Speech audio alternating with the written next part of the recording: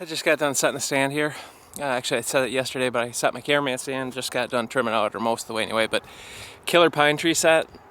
If you look up here behind me, I actually take the branches up most of the way to the stand, but I got to climb underneath it. It's a rigmarole, that's for sure. But this is one of the spots that I think I could kill Eric Dickerson. So I'm going to bring you up top and show you around. Got my lone wolf set up right here. My cameraman stand right on the back side. Usually I like to have these, I like to get my cameraman up above me a little bit more, but in this particular tree there was just no other way. Had to put them back to back in order to maintain all this cover around us. You can see some cool shooting lanes. This is my main trail. This is a little draw comes up right here. And so this is kind of the main path, and I'm also kind of planning on maybe putting a horizontal rub down here. One of Ted Miller's deal. I got to trim a little bit there. Got one more lane right here I got to trim out. I got a nice hole here down into there, and then this is my main shot. All this is kind of an open CRP area. Another shot there, another shot back over here. But anyway, stand number one is hung for the year. It's early, May something, but I'm trying to knock them out here as I have time, and beautiful day today.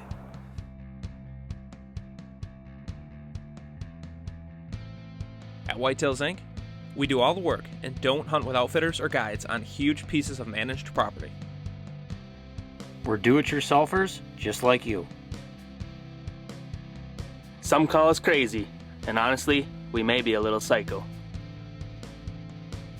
We document our hunts on camera, enjoying the outdoors as much as the kill. We have extremely high standards and only compete with ourselves. The only thing that makes us special is our level of dedication. Welcome to Whitetails Inc.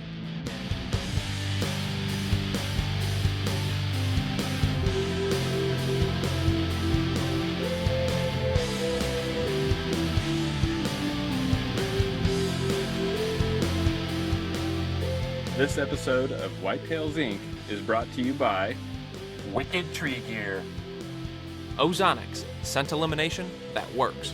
White Knuckle Productions, Vortex Optics, Lone Wolf Tree Stand, Stick and Pick Trail Camera Mounting System, Tenzing Outdoors, Arborware, and Covert Trail Cameras. Going in to look for a spot to set up in this bedding area for Eric Dickerson. Last year was the last time he's coming in this bedding area without me having something here. The problem is there's no trees. I think my only option is going to be a really, really bad one. So I'm coming in, checking it out. It looks a heck of a lot different now than it will this fall. But in a nutshell, this is where he was at. Ah, Eric Dickerson. Last year I hunted this buck all season, and even though we had some close encounters, he never presented himself for an opportunity. Going into this season, I had several spots I planned on setting up specifically for this animal, based primarily on his bedding areas. This is a bedding area stand. I won't hunt it until I know he's there and the conditions are perfect. I may only get one good hunt from this stand, so I will make it count. The rest of the season, I will not step foot in this area. In order for this setup to work, I will have to be in my tree and set up a minimum of 1 hour before light. Eric does not feel comfortable out in the open during daylight, so I think my best chance to kill him is directly in his bed. I just hope he does the same thing he's been doing for 3 years now. The footage we had from last year, he was standing right in front of this, and a tree right here. There's just no trees to put a tree stand in. I mean, it's, holy Jesus. Okay, that scared the living crap out of me. If there's a hen, there must be a nest. She must have a nest right here with eggs. Oh, yes, she does. Look at this. So, these are my options. That tree, which, yeah, right? This tree right here, he's just really tough to get to right here. Right about there, I'm going to have to put a stand, and then for filming, Kyle's going to have to be directly above me. But where this buck, I believe, is coming off, he's got a huge signpost rub right over here. Filmed the little buck hitting it. I believe that buck's coming off the top. It would only make sense. He could have a perfect view of this whole bottom, see it before he comes down to bed. His view across this creek over here, and then from this point he has several ways he can get off this point, go across the creek, go up and down the creek, or come any way in this bottom, but you just can't, nothing can get to him. I'm gonna start whittling my way up this tree. Perfect set for some lone wolf climbing sticks to get up there, I'll tell you what. I'm basically setting it up as a self filmer, where I'm gonna be sitting down in as much cover up there as I can. Hopefully that's enough. It's not real high, probably 15 feet, but it's where I need to be. The tree has the only cover available. It's the spot. Buck should be bedding within 20-30 yards, so I trimmed as little as possible, but didn't trim, wasn't afraid to trim planes. You gotta be able to shoot, so I'm excited. That's gonna be a barn burner I can get right here from the creek, and about 12 yards. I cleaned that all off, so I got a nice path to come in here, sneak in for a morning set, and hopefully kill him.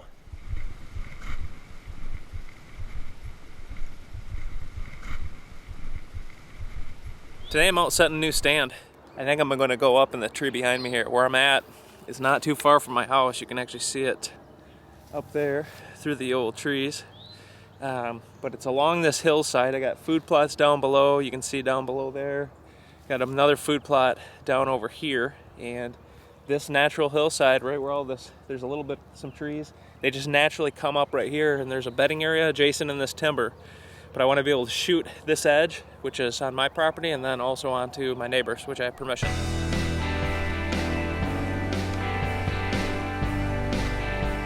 Primarily I'm setting this stand because there's a major crossing point here on this fence row. Basically kind of a bedding area, cover spot. Hopefully I can get a tree stand up there and get one for Kyle.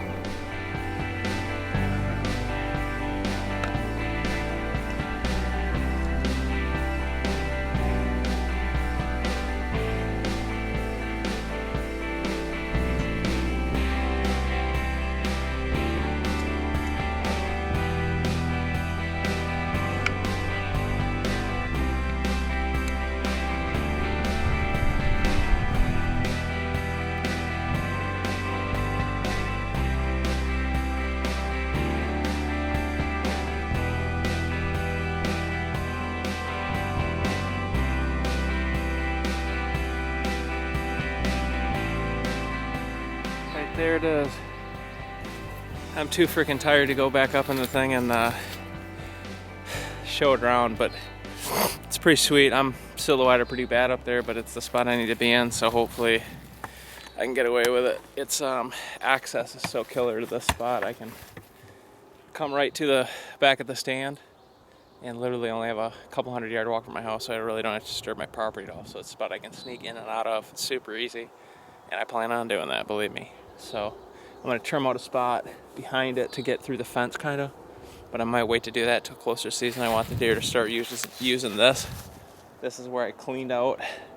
Really nice killer spot, so hopefully this is the main trail, which puts them 10 yards in front of my stand. So the big bucks I'm anticipating skirting on either side, and out in front the same thing, a bunch of thick stuff you can see right here behind me. This is all the bedding area. Right up in here. There's always deer bedded here, and that's part of the reason why I'm setting that stand. The other reason is I found Eric Dickerson's and Bassmaster General sheds right up there 100 yards from here, so they utilize this spot. Thanks for watching Whitetails Inc. Next week, I'll continue taking you through my summer prep, and we will likely kill a giant buck. In my mind.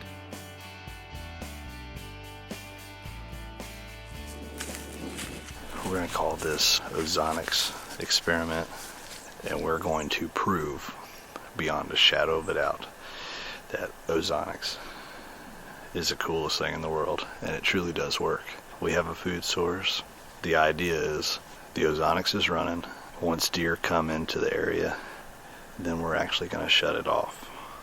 We're going to see how long it takes for the ozone to clear out, and see how long it takes for them to react to it.